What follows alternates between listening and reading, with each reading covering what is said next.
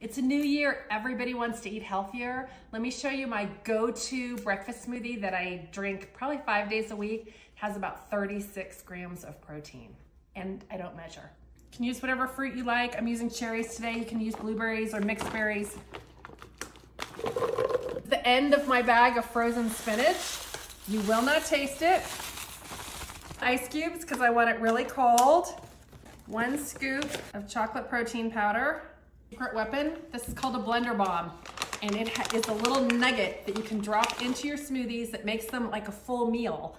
And what's in here are all the extra things that you would normally add to a smoothie. So dates, nuts, chia seeds, flax seeds. Always break it in half, throw it in there. Okay, I'm gonna add some almond milk. You can use whatever milk you want, whatever liquid you want. You could use coconut water if you don't want to use any kind of even plant dairy. About a cup.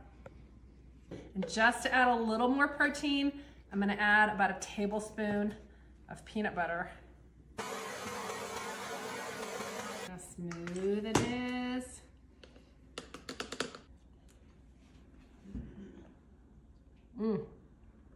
I have this every morning.